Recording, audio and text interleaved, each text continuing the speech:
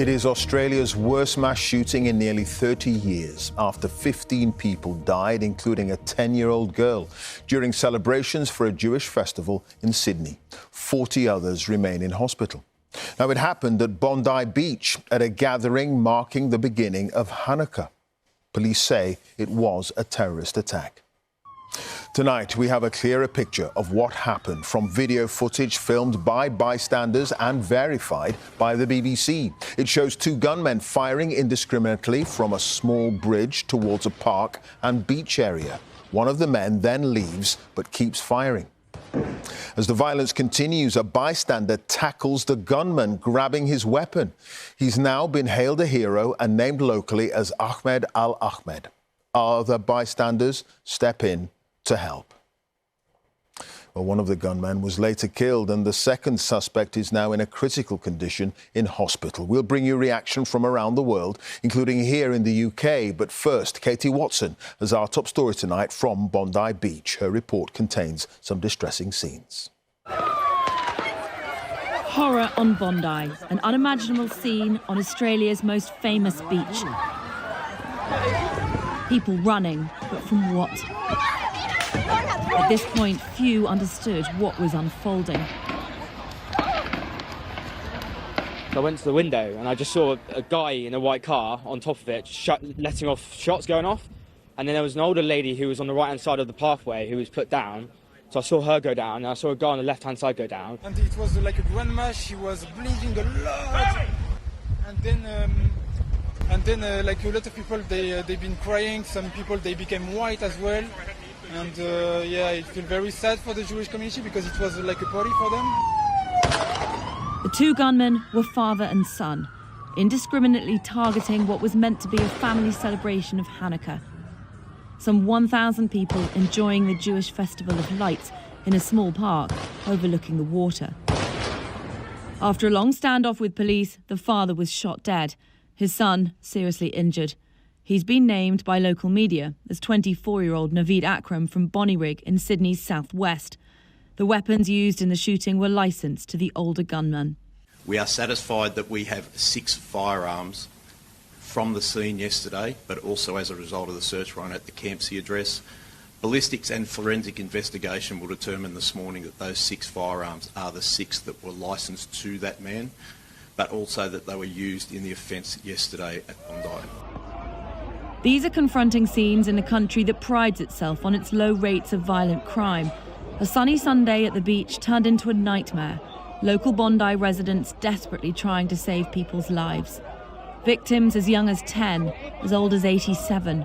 Among those who died, London-born Rabbi Eli Schlanger, a father of 5 who worked at a Jewish cultural centre in Bondi.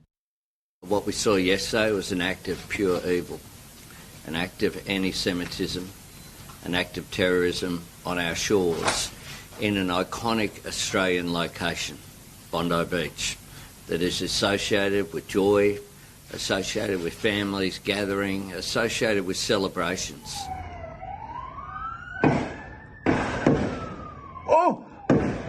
Most people ran when the shots rang out. This man didn't, and he's been hailed a hero. Named locally as Ahmed al-Ahmed, he made the brave decision to pounce on the gunman from behind, wrestling the weapon off him and making it clear to police he had nothing to do with the 2 men. Then, another bystander, showing his fury at what had just happened. Thank you to innocent bystanders and civilians who stood up, risked their own lives to save other people's lives. This is a terrible, wanton act of destructive violence, but there are still amazing people that we have in Australia, and they showed their true colours last night. Throughout the night, police worked hard to secure the scene. An explosive device was removed from a car thought to be one of the gunmen's. That is no longer a threat. There were 2 improvised explosive devices found at the scene. They were taken by our rescue and bomb disposal unit. They were found to be active devices, so they were taken back and rendered safe by our police, who do a professional job. But this is a country in shock. Mass shootings rarely happen here, and in Bondi too, a beach that defines Sydney, this laid-back and safe city that people are so proud of. Australians are in utter disbelief something like this has happened. Katy Watson, BBC News in Bondi. We'll have more from Katy in a moment, but much of the attack was filmed by onlookers and reveals a sequence of horrifying events. Joe Inwood's report contains some distressing scenes. This is the earliest footage we have of the gunmen. It's not clear how soon after the attack started they began filming, but it captures the rest of the event. It takes place on Campbell Parade at the northern end of Bondi Beach. Both men are standing on this bridge, firing down into this area of parkland where the Hanukkah festival was taking place. About 30 seconds after this footage starts, one of the men, the one in white trousers, moves off the bridge to take up a position around here, from where he can fire at point-blank range at the crowds. 2 minutes and 50 seconds after the video begins, we have the extraordinary moment when a passerby decides to tackle him.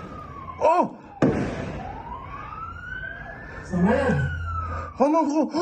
He disarms him and gets him to back off, before eventually laying down the weapon and taking cover behind the tree. 60 seconds after he was disarmed, the man in white trousers is back on the bridge and firing with a different weapon. We then see the moment, 30 seconds after that, when he is shot. The second man, the one in black trousers, continues firing in both directions for another minute and a half before he too is shot.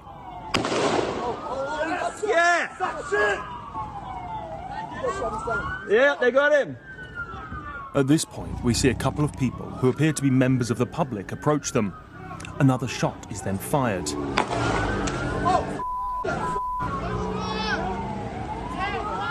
It's not clear where from, but it seems to be aimed at the man who has just arrived.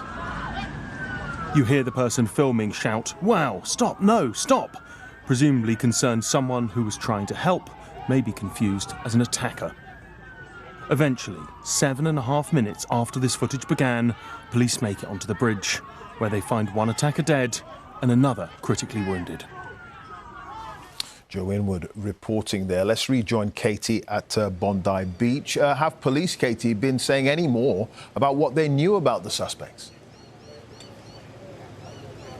Yeah, well, on Sunday evening, the police said that one of the gunmen was known, but not from an immediate threat perspective, and they updated that earlier today, saying that the older gunman did have a firearms license for several years, but there were no incidents, and it was all registered. But no doubt they are going through the run-up to this attack, the worst in 30 years.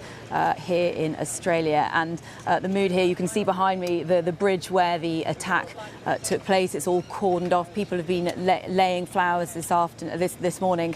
There's a school opposite that has closed. The community here is absolutely reeling. They cannot believe something like this could have happened here in Bondi. All right, Katy, thank you. Katy Watson there at Bondi Beach. Well, there's been reaction from around the world to events in Sydney. Donald Trump described the attack as purely anti-Semitic.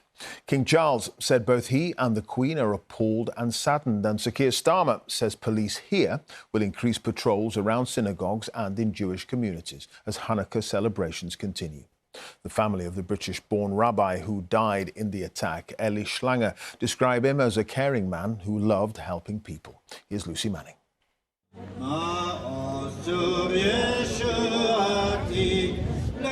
The message of Hanukkah is that there is light even in the darkest of times. So in London and across the UK, the Jewish Festival of Lights was celebrated amidst the darkness of a deadly anti-Semitic attack. Just last Hanukkah, London-born Rabbi Eli Schlanger was celebrating Hanukkah in his own joyful way. The best response to anti-Semitism, he said.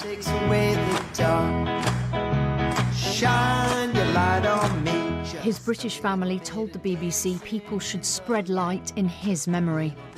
Eli was a really wonderful, warm, caring, vivacious, energetic, outgoing guy who loved people, loved doing good, and loved caring for other people. I know this is what Eli would be saying. Go and do good things. In North London and at other Hanukkah events, there was an increased police presence. Hani went to school with Rabbi Schlanger. He was a father.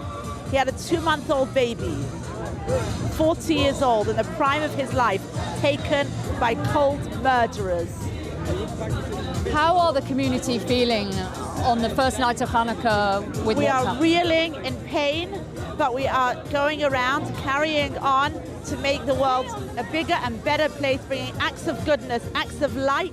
The Jewish community is still determined to celebrate its festivals, but there is some increasing fear with rising anti-Semitism.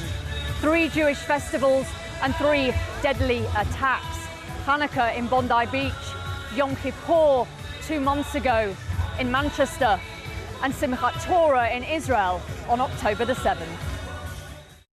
As the Prime Minister lit Hanukkah candles with his wife, who is Jewish, he said in a social media post that the anti-Semitic terrorist attack against Jewish families was sickening.